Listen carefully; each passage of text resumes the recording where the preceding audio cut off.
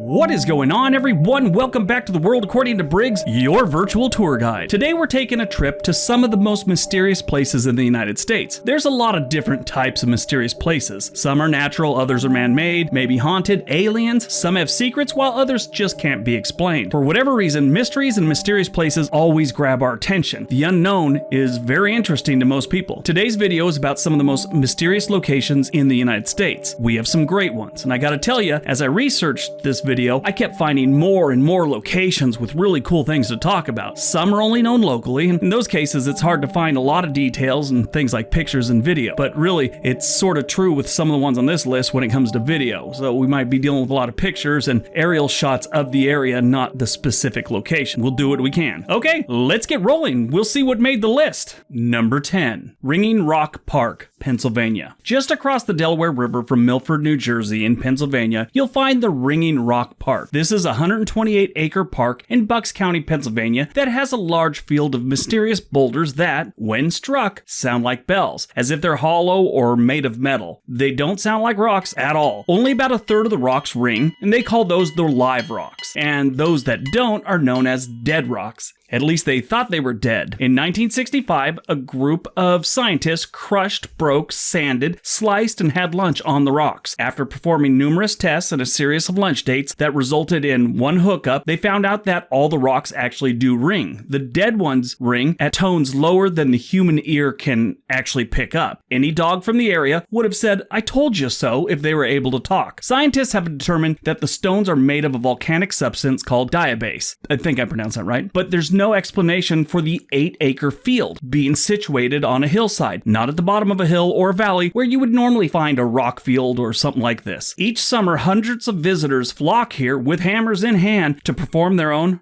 rock concert. Yes! Comedy gold!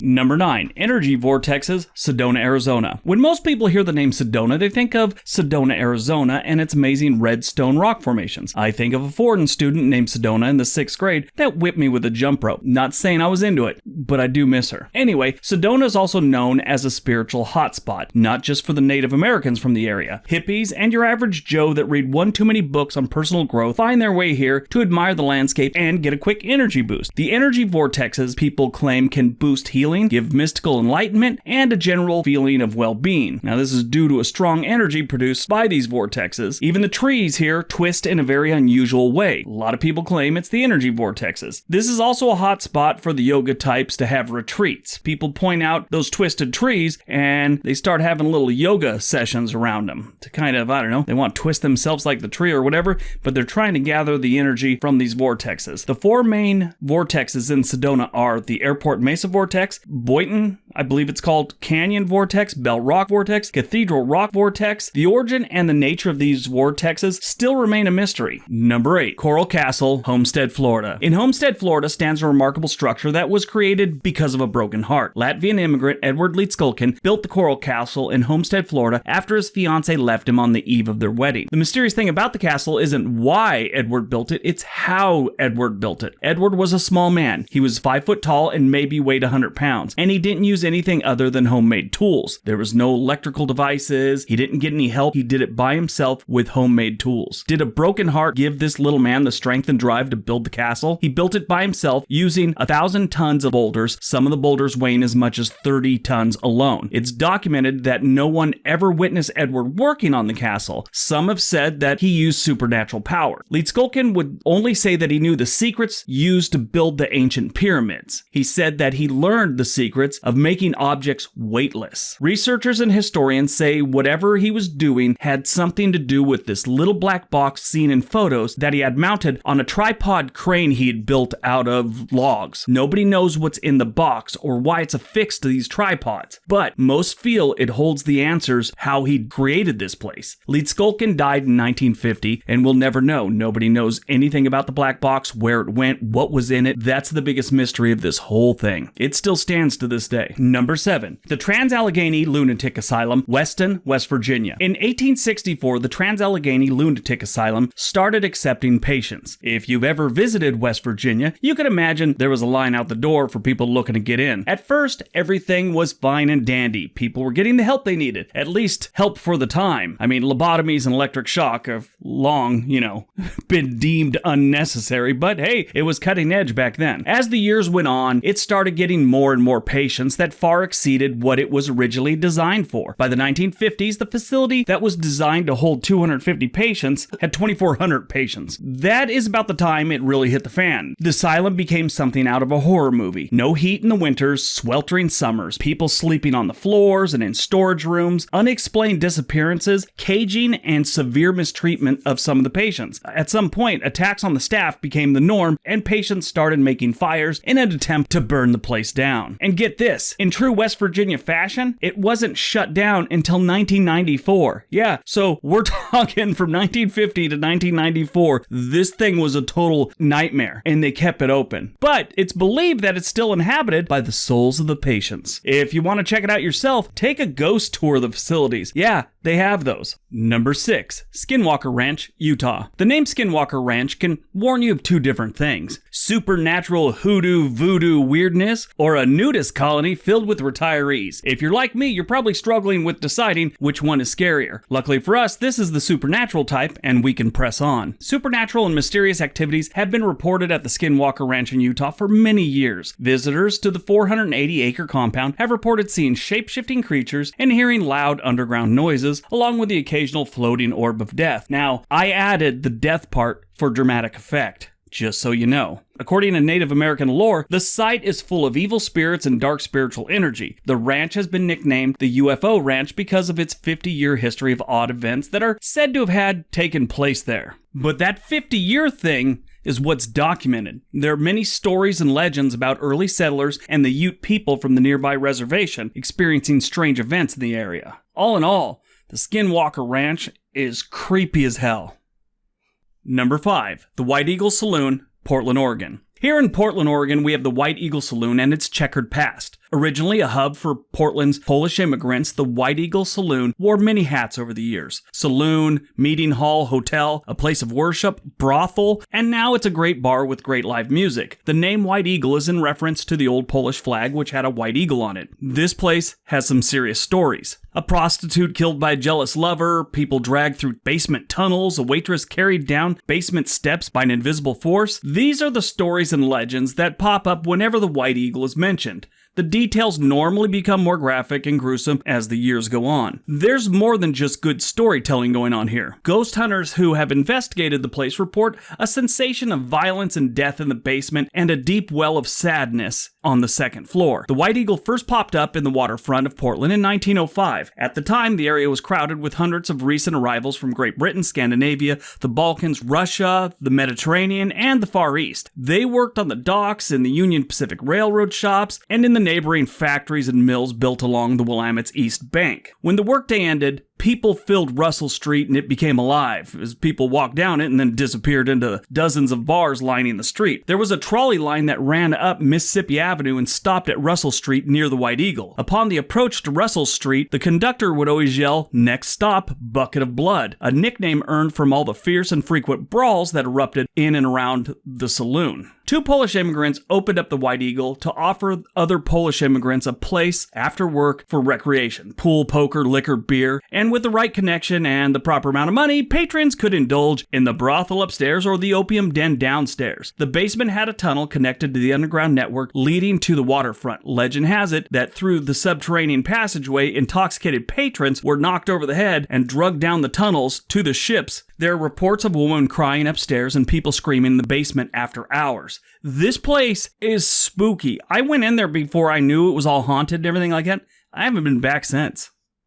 Number 4. The Hollywood Roosevelt Hotel, Los Angeles. Now, growing up in the Los Angeles area, you knew that this place was creepy. There's tons of stories. Almost every Hollywood murder seems to be in or around this place, even if it wasn't. They always seem to end up here.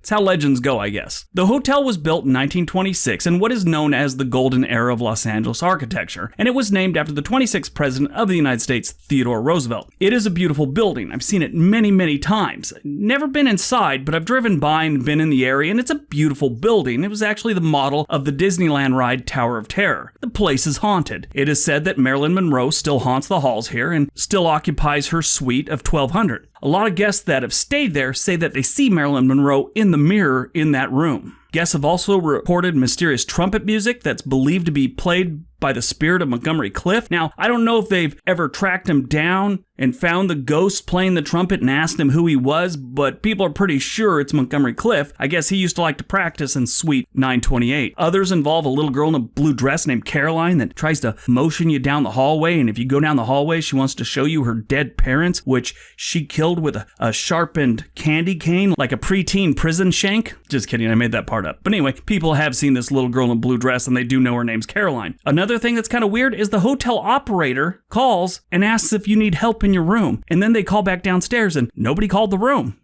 It's just weird. Number 3, the Taos Hum, Taos, New Mexico. Some residents and visitors in Taos, New Mexico have for years been hearing a mysterious and faint hum that they can't seem to get away from. One lady said she tried listening to the Bee Gees for 24 hours straight to drown out the sound. She said it didn't work, but now she hums Staying Alive whenever she's trying to concentrate, and her neighbors hate her. What's weird about this one is only about 2% of Taos residents and visitors report hearing the sound. Some believe it's caused by an unusual acoustics of the desert surroundings. They also think it's just delusional people. Some think it's a secret government mind control program. Conspiracies are many and conclusions are few. It has been described as a whirl, a hum, a buzz, and whether it's psychological, natural, or supernatural, no one has yet been able to locate the sound and its origin and anything about it. This is what it sounds like. A couple years back, they did a survey of people who heard the hum, and they all described it differently, which would indicate that it's more subjective than objective or completely nonsense. Either way, the unexplained noises are creepy. Number 2, the East Bay Walls, Northern California. Up in the East Bay Hills near San Francisco, there's a series of rock walls that have fascinated people for well over 100 years. The East Bay Walls are also known as the Berkeley Walls, in case you do some research and think you're looking at two different things. You're not. They are strange and a total mystery. Nobody knows who built them, why they built them, or what purpose did they serve. They're a meter high and a meter wide in places. The walls are anywhere from a few meters to over a mile long. Some rocks are the size of a basketball, while others are large boulders weighing more than a ton. Parts of the wall look like they were just thrown together, while other parts look like they were carefully constructed. The age of the walls is unknown, but it appears to experts that they were put in place anywhere from 150 to 500 years ago. That's a big difference. So much about these walls is mystery, and it's up for debate. One thing you learn once you start digging into these walls is they have fascinated people for a very long time. The Oakland Tribune had a story about the walls on October 15th of 1916, where they mentioned people have been guessing and investigating these walls for many years. No actual date there. Anyway, people have speculated that it was Chinese explorers that may have gotten here many years before Europeans landed on the East Coast. I think that one's kind of just because they had the Great Wall and, they figured Chinese just build walls. That's an old theory. Other theories went on about a lost civilization. I went down the rabbit hole while researching this, and probably the easiest explanation and most realistic is ranching. Maybe these walls were in place to control the movement of sheep or cattle, but holes appear in that theory as well. It's like, why aren't any of them square or connected so that it keeps everything in? They're just all walls, it seems like. One thing is for sure, we don't know how, we don't know who, and we don't know why. And it'll probably remain that way forever. And number 1. Underwater Stonehenge, Lake Michigan. Everybody has heard of Stonehenge in the UK. It's one of the most visited places in England, if you don't count the pub. Did you know we sort of have our own here in the United States? Most people will never visit it because it's 40 feet under Lake Michigan. One of these stones that's in the underwater Stonehenge has a carving of a mastodon, or snuffleupagus, from Sesame Street. I was on the fence on which one it is, but I'm sort of leaning towards snuffleupagus. Not many people have visited this one, including myself, because it's underwater. So there isn't a lot of footage of this one, and the footage they do have isn't great. So here's the pictures, and then I'm going to show you some drone footage of Lake Michigan while I talk. The best explanation as to how these got here There's a lot of different explanations. The structure could have been created during the last ice age when the lake bed was dry. They figure it was some sort of game drive, which is a structure that's been used throughout history to drive herding animals towards hunters. That's also one of the theories for the East Bay walls at number 2 on this list. For whatever reason, there's a circular structure with apparently a mastodon on it in Lake Michigan, 40 feet underwater, which is just weird. Many people, however, question whether the rocks were purposely placed or it's just a random occurrence. But there's also one that's very similar in Lake Huron. So yeah, I don't think it's random myself. It doesn't look like we'll ever know the origins of this Stonehenge, or at least until Snuffleupagus spills the beans. Either way, we'll probably never find out. Alright, so that is our list. I hope you guys enjoyed it. Hope you got some information out of it. Don't forget all the links below. Share my videos with your friends on your Facebook, your Twitter, your Instagram, whatever you want to do. Everybody have a great day. Be nice to each other.